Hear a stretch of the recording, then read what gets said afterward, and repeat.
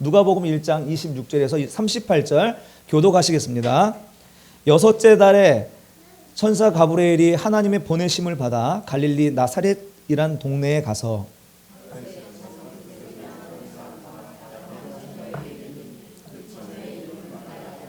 그에게 들어가 이르되 은혜를 받은 자여 평안할지어다 주께서 너와 함께 하시도다 하니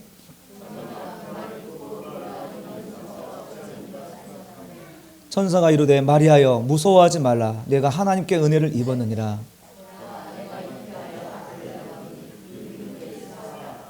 그가 큰 자가 되고 지극히 높으신 이의 아들이라 일컬어질 것이요 주 하나님께서 그 조상 다윗의 왕위를 그에게 주시리니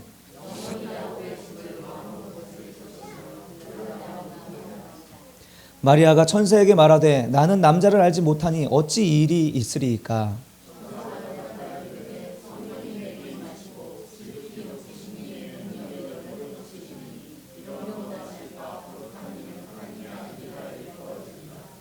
보라 내 친족 엘리사벳도 늙어서 아들을 배었느니라. 본래 임신하지 못한다고 알려진 이가 이미 6달이 되었나니. 함께 읽겠습니다. 마리아가 이르되 주의 여종이오니 말씀대로 내게 이루어지이다 하매 천사가 떠나가니라. 아멘. 예, 성탄절을 앞에 두고 대강절이라고 이제 교회마다 이제 주님을 기다리는 절기로 지키고 있습니다. 그래서 이번 주부터는 이제 우리 로마서를 잠시 멈추고 성탄절과 관련된 말씀을 나누고자 합니다. 2000년 전 주님이 오신 날, 그때도 아마 주님을 기다리는 자들이 많이 있었을 것입니다. 하지만 여러분도 여러분의 일생생활에 살아가시면서 아시겠지만 우리가 아무리 주님을 기다린다고 해도 일상의 팍팍함과 그 분주함이 이런 주님을 기다린다는 생각 자체가 사치로 느껴질 때가 많지 않습니까? 그때를 생각해 보면 우리와 다르지 않은 일상 속에서 좀 있던 어떤 한 여인에게 하나님의 놀라운 은혜가 찾아온 것입니다. 근데 그곳은 그 예루살렘도 아니고 그 유명한 어떤 동네도 아닌 그 나사렛이라는 조그만 동네인 것이죠. 작고 잘 알려지지 않은 동네입니다. 평판도 그리 좋지 않습니다. 마태복음 4장 15절에 보면요, 이방인의 갈릴리로 표현되는 것입니다. 그 땅이 이방인의 땅이 아님에도 불구하고 이방인의 갈릴리로 불린 것은 그만큼 외침도 많았고 그리고 가난하고 그 땅의 주인이 누군지 모를 만큼 황폐한 땅이었기 때문에 가난한 사람들이 많고요. 그리고 또 유대인들이 자기 혈통을 얼마나 중요시합니까? 혼합된 그런 사람들이라고 여겨진, 그래서 무시받는 그 지역이 나사렛이라는 동네인 것이죠. 비천한 동네입니다. 심지어 예수님의 제자 나다나엘이 전도를 받을 때 이런 말 했죠. 나사렛에서 무슨 선한 것이 나오겠느냐. 그 정도로 유대인들에게는 별로 좋게 알려진 동네가 아니라는 것이죠. 비천한 동네입니다. 마리아는 그곳에 살았습니다. 그런데 놀랍게도 하나님의 은혜는 예루살렘을 거치고 지나쳐서, 헤브론을 지나쳐서 오늘 나사렛에 흘러간 것입니다. 여러분, 이 나사렛 땅에서 누가 은혜 받은 자입니까? 저는 오늘 우리 고운동 이 지역이 나사렛 땅 같은 곳이 아닌가 싶습니다. 우리 세종시가 아주 좋은 도시긴 하지만 이 인구도 그렇고요. 그리고 여러 가지 면에서 이 고운동 지역이 나사렛 땅과 같은 곳이 아닌가. 저는 오늘 여러분이 이 나사렛 땅과 같은 곳에서 분명히 하나님의 은혜를 입은 자라는 사실을 확신합니다. 그래서 오늘 그런 은혜가 여러분에게 임하기를 바라며 하나님의 영이 여러분을 향하여서 은혜를 입은 자여 평안할지어다 이런 음성을 듣기를 간절히 바랍니다. 그런데 이제 오늘 본문의 천사가 은혜를 받은 자여, 은혜를 입은 자여라고 말하면서 전해준 소식은 그렇게 좋은 소식이 아니었습니다. 마리아에게 있어서는 더더욱. 마리아는 약혼한 사람입니다. 유대인들에게 있어서 약혼하면 1년 동안은 그 정절과 순결을 지켜야 되는 거예요. 그리고 가장 빠르게 임신을 해서 아이를 낳아도 약혼 후 2년은 지나야 되는 거예요. 그런데 그 여인에게 찾아와서, 약혼한 그 여인에게 찾아와서 이제 아이가 있을 것이라는 이야기를 들었을 때는 이게 그 마리아에게 있어서는 그게 복된 소식이었겠습니까? 머리가 복잡해지기 시작하는 거죠. 유대인들의 그런 율법 준수를 생각할 땐 두려운 일이 아닐 수가 없어요. 유대인들의 율법을 좀 고스란히 남아있는 그런 종교가 있다면 이슬람교 아닙니까? 몇 년 전에도 뭐 미혼모가 아이를 출산했다고 해서 돌에 맞아 죽이는, 죽는 그런 일들이 발생하죠. 그만큼 이 마리아에게서는 그렇게 탐탁치 않은, 어쩌면 받아들이기 힘든 그런 소식이었는데 은혜를 입은 자여라고 천사는 말하는 것입니다. 매우 두려운 일이죠. 그래서 그랬는지 여러분 이 복음서에서 예수님의 탄생의 이야기를 들어보면은 왜 그렇게 이동을 자주 하시는지, 그렇죠? 이동을 참 많이 하죠. 나사렛이라는 동네에 있다가 이제 호적하러 내려가죠. 가이사 아우구스도가 이제 호적하라고 할 때 이제 베들레헴으로 이제 임신한 채로 내려가게 되죠. 베들레헴에서 출산을 합니다. 그런데 이 출산을 계기로 동방박사가 오게 됐을 때 헤롯이 나 말고 누가 또 왕이 있어 해서 그 지역에 있는 모든 아이를 죽이려고 하는 계획을 세울 때 주의 천사가 이 예수님의 가족을 어디로 보냅니까? 이집트로 보내요. 이집트에서 한동안 살아요. 그리고 헤롯이 죽었다는 이야기를 듣고서야 다시 나사렛으로 돌아옵니다. 이것이 예수님의 탄생의 이동 경로이고요.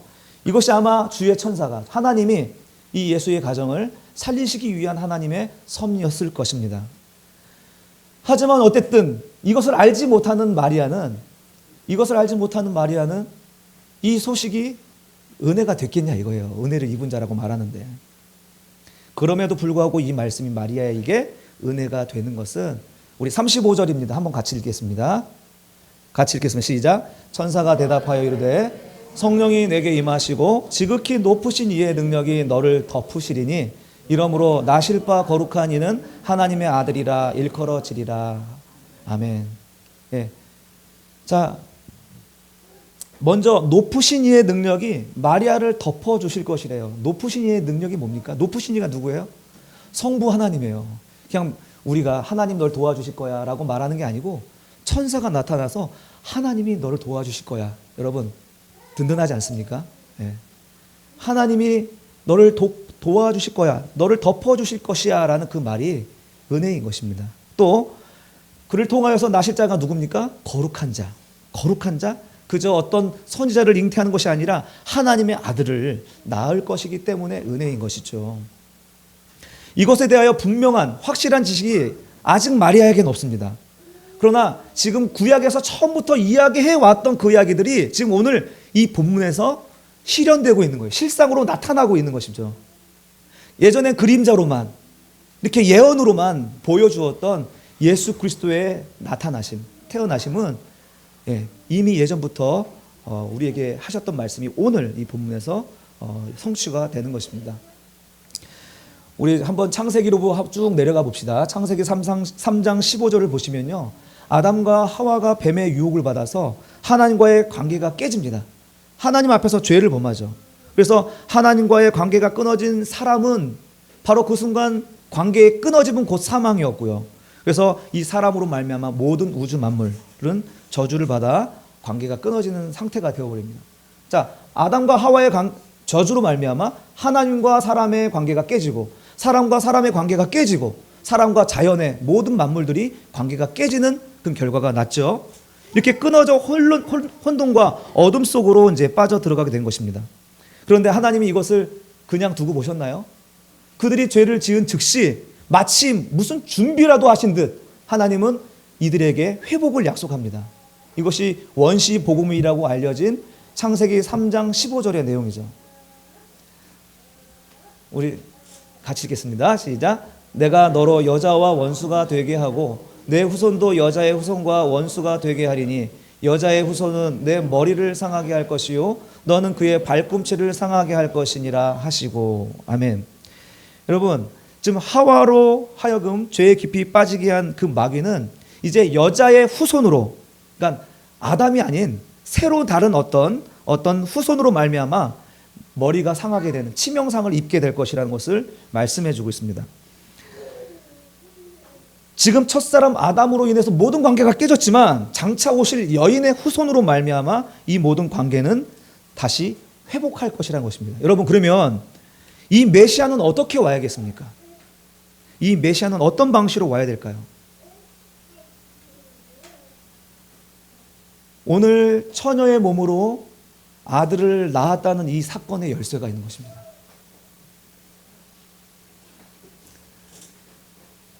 처녀의 몸으로 아들을 낳아야만 했어요.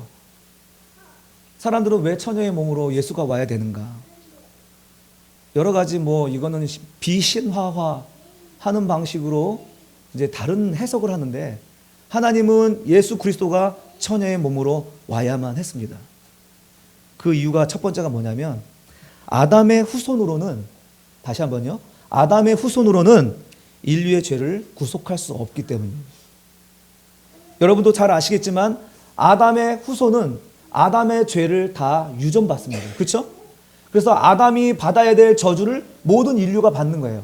아담이 죽어야 될 죽음을 모든 인류가 죽는 것입니다. 그래서 우리가 맺는 열매는 사망 말고는 없는 거예요.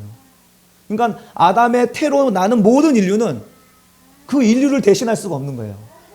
어떤 죄인이 대신 죽어준다고 해서 그 죄가 사해집니까?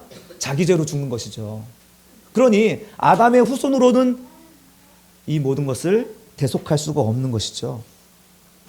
이사야 11장 11절 같이 읽어봅시다. 시작. 이새의 줄기에서 한 싹이 나며 그 뿌리에서 한 가지가 나서 결실할 것이요. 이것은 예수 그리스도께서 오실 메시아를 바라보며 예언한 말씀이죠. 이새의 줄기, 즉 이새는 누굽니까? 다윗의 아버지입니다. 다윗의 아빠. 잘하네요. 다윗의 아버지 이새의 줄기에서 한 싹이 난대요. 자, 그러면 이새의 줄기, 이새의 뿌리는 뭘까요? 지금 이새가 줄기라면 그 뿌리는 뭐였을까요? 아담이죠. 아담이에요, 아담. 그러면 아담의 뿌리로부터 이새의 줄기에서는 선한 것을 맺을 수가 없는데, 그 줄기에서 한 싹이 나고 거기서 한 가지가 나오는 거예요.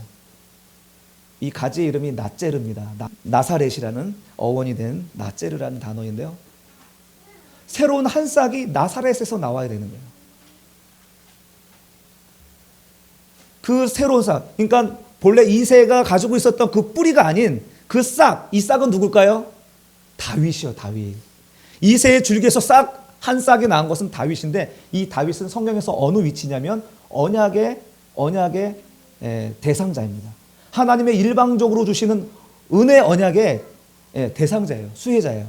이 사람으로부터, 즉 언약으로부터 출생한 그 줄기만이 우리의 메시아가 될 수 있는 거예요. 그러니 인간의 태로, 아담의 뿌리에서 구속주가 나올 수 없는 것이죠. 새로운 다른 싹에서 다른 줄기가 나와야 되는 것입니다.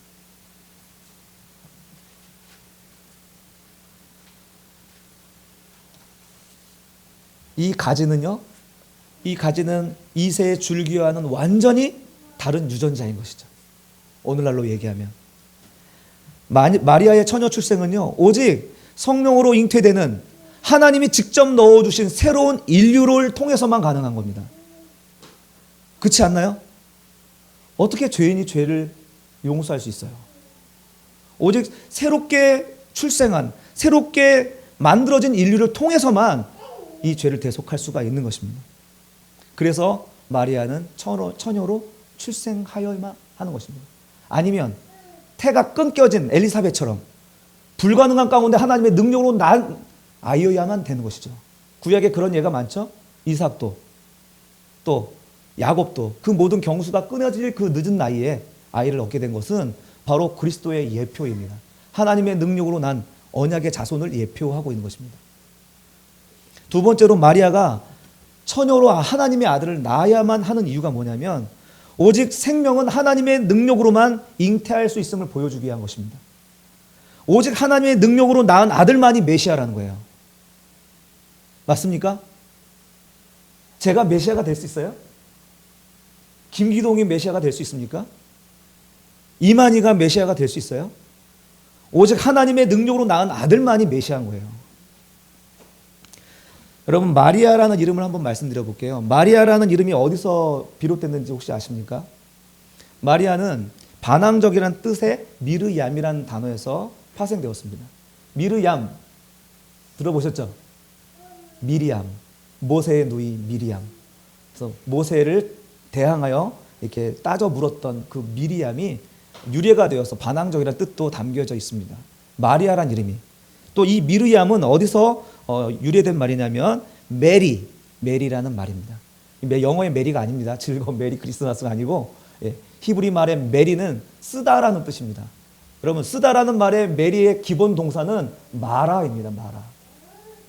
마리아의 이름이 마라라는 거예요. 여러분, 이름을 왜 그렇게 짓는지 모르겠어. 여러분 같으면 이 이름을 사용하여서 자식을 이름 짓겠습니까? 사랑 이렇게 져야지. 소망, 한결, 이렇게 이름을 이렇게 줘야 되는 거 아니에요? 그런데 이반역 이렇게 이썩소, 썩은 미소 이렇게 여러분 같은 이렇게 이름 줘야겠습니까? 마리아라는 이름이 우리는 아베 마리아 이러니까 되게 좋은 이름 같지만 이거 쓰다는 의미예요. 쓰다는 의미. 그런데 이 이름이 그 당시에 흔하게 사용되어진 이름입니다. 흔한 이름이 마리아입니다. 예수란 이름도 예수님 당시에 흔한 이름이 예수예요. 왜 그랬을까요? 왜?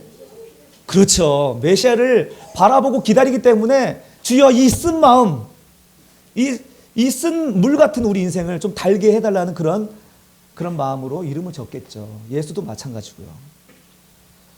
오늘 주일학교 학생들 아주 설교를 잘 듣고 있어요. 되게 행복해요. 아까 예배 전에 찬양 여러분 얼마나 은혜가 된 줄 아세요?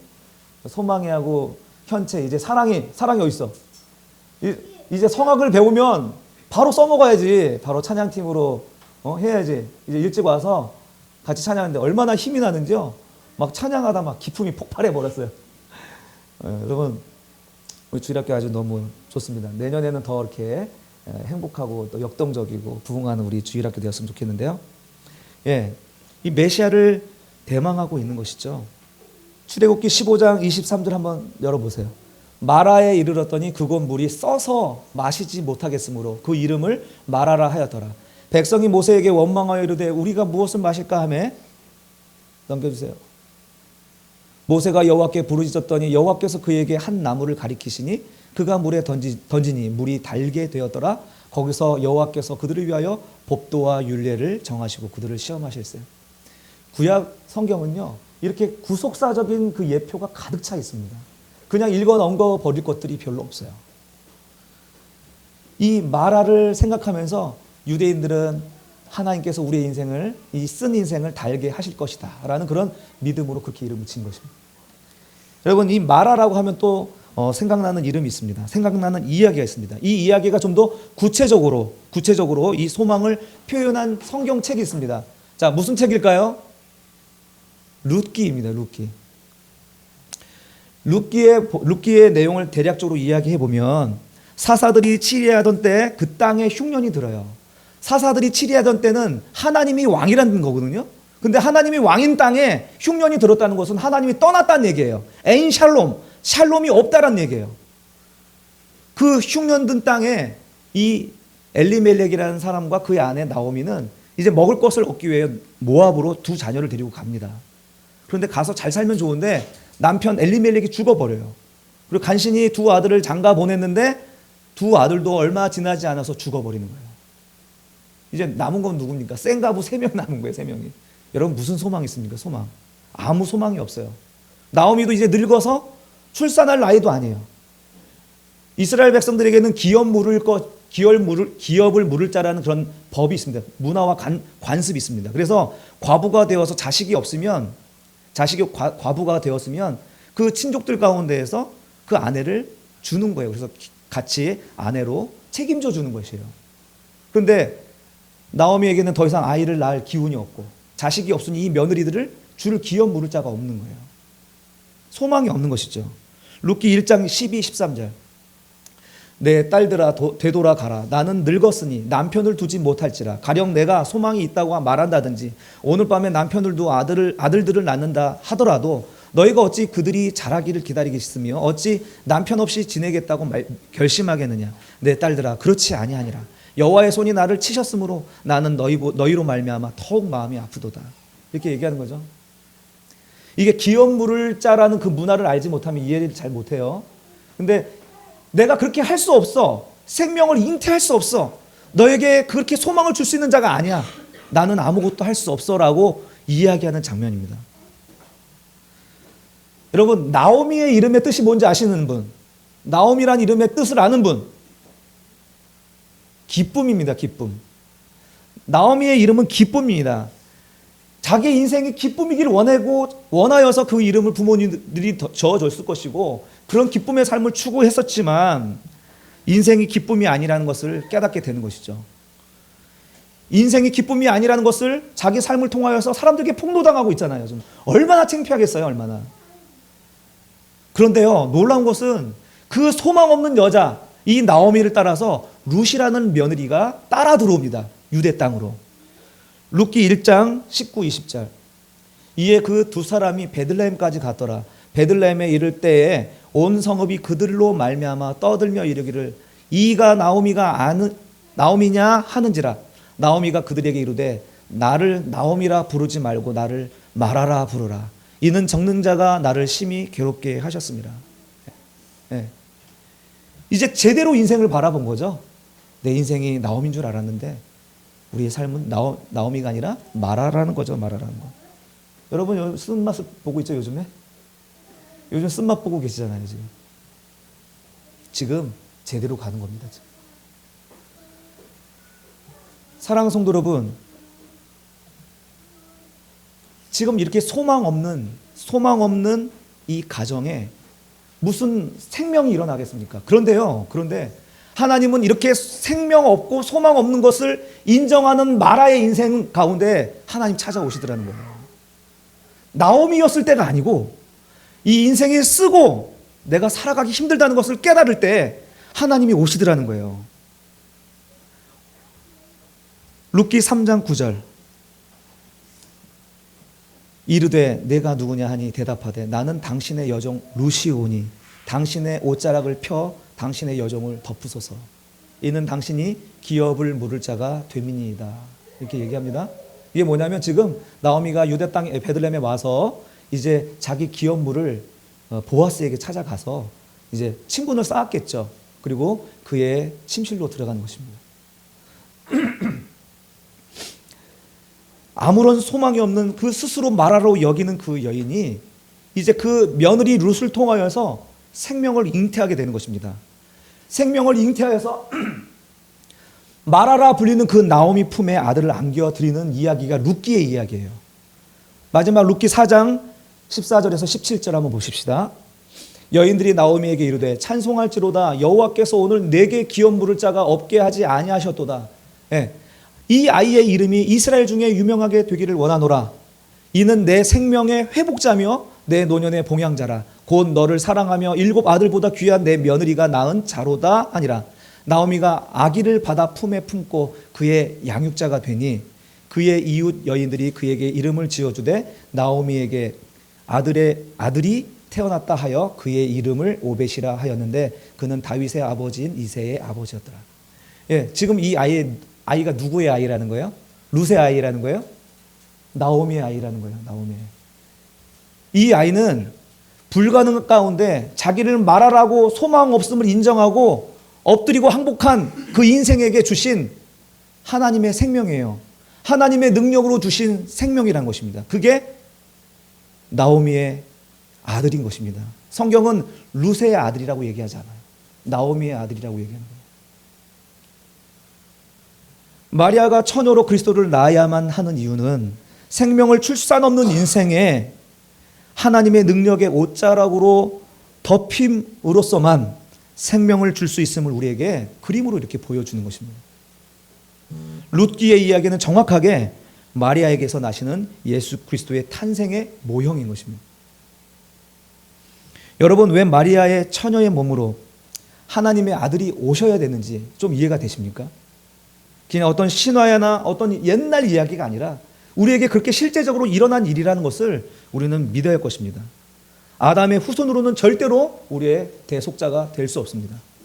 오직 하나님의 능력으로 낳은 아들만이 우리의 메시아가 되어야 되기 때문에 처녀의 몸으로 아들을 낳는 것입니다.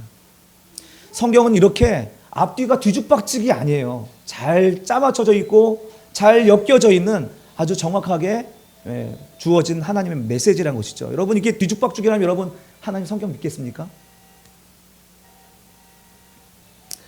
우리 한 가지만 더 살펴보겠습니다. 구약에 예언된 말씀이 온전히 성취되었다는 그런 관점에서 성경을 기록한 복음서가 있어요. 그게 보통 이제 마태복음과 요한복음이 그렇습니다.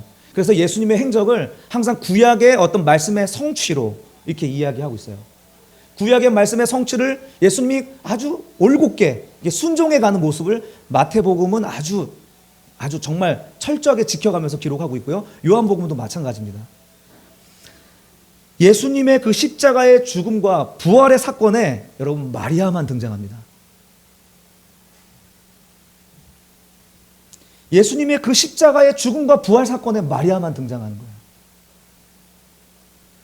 마태복음 27장 56절, 그 중에는 막달라 마리아와 또 야고보와 요셉의 어머니 마리아와 또 세베대의 아들들의 어머니도 있더라. 세베대의 아들들의 어머니의 이름이 없었겠습니까? 잘 기억이 안 나서 이때 빼먹었을까요? 예. 지금 이것은 뭐냐면 지금 십자가 앞에 지금 여인들을 지금 묘사하고 있는데 그들의 이름을 마리아라는 이름을 가진 자만 소개하고 있어요. 27장 61절, 거기 막달라 마리아와 다른 마리아가 무덤을 향하여 앉았더라. 예. 여기 막달라 마리아와 또 다른 마리아, 또 다른 성경에 보면 다른 여자들도 많이 있어요. 그런데 무덤을 향하여 앉은 여인들 마리아만 소개하고 있습니다. 이제 부활하신 예수님 앞에 여인들을 또 소개하는데 28장 1절, 안식일이 다 지나고 안식 후 첫날이 되려는 새벽에 막달라 마리아와 다른 마리아가 무덤을 보려고 갔더니, 여러분 지금 마리아만 소개하고 있는 이유를 좀 아시겠습니까? 이 여인들의 그 인생의 쓴맛을 보는 인생들을 대표하는 사람들이 아닌가요? 이 마리아들이, 이 마라들이 고통 중에 출생한 하나님의 아들을 보는 것이 이들의 소원이었잖아요. 그들이 그 하나님의 아들을 보자 어떻게 변했습니까? 기쁨이 되었습니다. 그 하나님의 아들을 보자 나오미가 되었습니다. 마태복음 28장 7절 8절 읽겠습니다. 시작. 또 빨리 가서 그의 제자들에게 이르되 그가 죽은 자 가운데서 살아나셨고 너희보다 먼저 갈릴리로 가시나니 거기서 너희가 배우리라 하라. 보라 내가 너희에게 일렀느니라 하거늘 그 여자들이 무서움과 큰 기쁨으로 빨리 무덤을 떠나 제자들에게 달리려고 다른지랄세. 예. 이들이 그 마라의 인생을 살고 또 그 마라의 인생 가운데서 하나님의 은혜를 기다렸던 인생 가운데 하나님은 오셔서 기쁨이 되어주셨습니다. 사랑하는 성도 여러분, 이 일이 오늘 우리에게 이루어진 줄로 믿습니다. 오늘 제목이 뭔지 아세요? 오늘 제목을 그냥 넘어갔는데 내게 일어난 일 말이야. 예, 발음 잘 하셔야 돼요. 내게 일어난 일이야 라는 거 진짜 그런 말로 여러분 기억하시면 좋겠는데 이미 우리에게 일어난 일이라는 것입니다. 성령이 오늘 우리에게 임하여 주셨습니다. 아멘. 오늘 성령이 우리 가운데 임하셨습니다. 그리고 지극히 높으신 이의 능력이 저와 여러분을 덮어주셨습니다. 써서 도무지 마실 수 없는 인생, 나오미 같은 삶을 기대했지만 쓴맛을 보고 쓴맛을 뒤집어 쓴 인생, 아무에게도 말할 수 없는 우리의 수치와 부끄러움, 도무지 선한 것을 생산해낼 수 없는 우리의 인생이 지금 너는 은혜를 입은 자라고, 너는 하나님의 은총을 입은 자라고 평안할지어다 라고 오늘 말씀하고 있는 것입니다. 왜냐하면 하나님이 당신의 독생자 예수 그리스도를 통해서 우리의 모든 죄와 부끄러움을 또 수치를 걷어가시고 대신 아주 더러운 옷 대신 특별한 옷을 입혀주셨잖아요. 바로 주 예수 그리스도라는 옷을 우리에게 입혀주셨잖아요. 사랑하는 성도 여러분, 옛날 생각과 옛날 가치대로 살아간다면, 나오미의 가치관으로 세상을 바라보면 정말 인생은 쓴맛입니다. 왜 이게 내 뜻대로 안 되지? 내 생각대로 안 되지? 왜 내 삶은 도덕적으로 연결되어지지 아니하고 늘 이렇게 더럽고 추한 모습이 늘 내 옆에 있는지 답답해서 살 수가 없는 거예요. 그러나 우리가 나오미가 아니라 정말 전능자가 나를 힘들게 하시고 나를 치셨구나라는 것, 정말 내 모든 것들을 하나하나 내려놓게 하시기 위해서 하나님 지금도 일하시는구나라는 것을 알게 되면 내가 하나님 앞에 두 손을 들게 되는 거예요. 하나님, 정말 내가 주님이 아니면 쓴맛을 볼 수밖에 없는 인생이군요. 인생을 인정할 수밖에 없는 것입니다. 사랑하는 성도 여러분, 우리는 그 예전의 옷, 그 더러운 옷을 벗어버리고 주님이 입혀주신 특별한 옷을 우리가 입고 이 땅을 살아가실 수 있었으면 좋겠습니다. 옛날의 가치관으로 오늘을 해석할 수가 없어요. 내게 일어난 일들을 해석할 수가 없어요. 분통이 터지잖아요, 분통이. 예.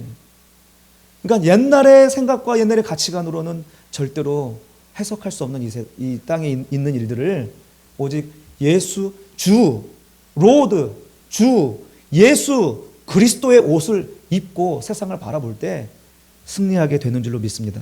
로마서 13장 12절 같이 읽겠습니다. 밤이 깊고 낮이 가까웠으니 그러므로 우리가 어둠의 일을 벗고 빛의 갑옷을 입자. 14절 같이요. 오직 주 예수 그리스도로 옷 입고 정욕을 위하여 육신의 일을 도모하지 말라. 아멘. 로마서 8장 1절에서 2절 시작. 그러므로 이제 그리스도 예수 안에 있는 자에게는 결코 정죄함이 없나니 이는 그리스도 예수 안에 있는 생명의 성령의 법이 죄와 사망의 법에서 너를 해방하였음이라. 아멘. 여러분, 이것이 오늘 우리에게 일어난 일입니다. 우리는 마리아입니다. 우리는 마라입니다. 그러므로 이제 우리가 이 마라 가운데에서 은혜 입은 자로서 새 옷을 입혀주신 주님을 위해서 취할 수 있는 태도가 무엇일까요? 오늘 본문의 38절입니다. 같이 읽겠습니다. 시작. 마리아가 이르되 주의 여종이오니 말씀대로 내게 이루어지이다 하매 천사가 떠나가니라. 아멘. 예, 주님, 저는 종입니다. 당신이야말로 나의 주인입니다. 삶의 모든 영역에서 주님은 나의 유일한 주인입니다. 여러분, 이게 신자의 특징입니다. 하나님을 믿는다면서도 주권을 인정하지 않은 신자가 너무 많아요. 내 삶은 내 것이지. 그러나 신자는요, 그 신자가 정말 하나님 앞에 신자임이 드러나는 것은 예수가 나의 주가 된 것을 볼 때 확인되는 것입니다. 내가 왜 분을 내고 내가 왜 화를 냅니까? 내가 주인이니까 화를 내는 거죠. 내 인생의 주인이니까, 내 감정의 주인이니까 화를 내는 거 아니겠습니까? 여러분, 우리가 왜 실망합니까? 내 뜻대로 되지 않았기 때문에 실망하는 거잖아요. 그러나 하나님의 뜻이라면은 그게 실망한 일이 아니잖아요. 감사할 일이고 하나님께 영광 돌릴 일 아니겠습니까? 그러니까 모든 삶에 있어서 우리 주인이 우리 주님께 될 때 새로운 판단 기준이 생기는 거예요. 새로운 가치관으로 살 수 있는 것입니다. 나의 인생의 나오미가 아니라 마라라는 사실이 폭로되고 들통나 버리면 얼마나 당황스럽고 괴로운 일입니까? 그러나 하나님 앞에서 나의 삶이 마라였음을, 생명을 일으킬 수 없는 자라는 사실을 인정할 때에 예수 그리스도의 부활의 능력이 나의 삶을 뚫고 나와서 기쁨이 되게 하시는 것은 성경의 끊임없는 약속입니다. 우리 마지막으로 이사야 61장 3절을 크게 한번 읽어봅시다. 시작. 무릇 시온에서 슬퍼하는 자에게 화관을 주어 그 죄를 대신하여 기쁨의 기름으로, 그 슬픔을 대신하여 찬송의 옷으로, 그 근심을 대신하시고 그들이 의의 나무 곧 여호와께서 심으신 그 영광을 나타낼 자라 일컬음을 밟게 하려 하심이라. 아멘. 이게 바로 오늘 우리에게 일어난 일입니다. 사랑하는 성도 여러분, 우리는 마라의 삶입니다. 도무지 써서 마실 수 없는 인생입니다. 그런 인생을 높으신 하나님의 능력으로 우리를 덮어주셔서 의로운 옷을 입혀주셨습니다. 예수 그리스도의 생명값으로 우리를 건져주셨으니 하나님 앞에서 마리아로 사십시다. 나는 주님의 종입니다. 죽으라면 죽지요. 그것이 내게 생명이 된다는 사실을 알기에 주님 앞에서 여전히 저는 마리아로 살겠습니다. 내가 날마다 은혜를 입기 위하여 오늘도 마리아로 살겠습니다. 내 입에는 쓰지만 나에게 소망이 없음을 알기에 주님, 난 마리아로 살겠습니다 라는 마음으로 우리 하나님께 나아갔으면 좋겠습니다. 사랑하는 성도 여러분, 겁먹지 마십시오. 이 마라로 사는 삶이 무서울 수 있습니다. 그러나 그 가치를 깨닫고 그 능력의 하나님이 우리를 덮으실 때 우리가 느끼는 기쁨과 평안은 이루 말할 수 없는 것입니다. 그 모든 것을 소유했어도 내 마음을 뺏기며 살아가는 인생 아닌가요? 마치 엄청난 보화를 발견한 사람처럼 완전히 다른 삶을 여러분이 살게 될 것입니다. 그리고 그 길로 하나님께서, 우리 성령 하나님께서 여러분들을 인도해 주실 줄로 믿습니다. 그 길을 주님과 함께, 그리고 여러분과 함께, 우리 이웃과 함께 동행하는 여정이 되기를 주님의 이름으로 소원합니다.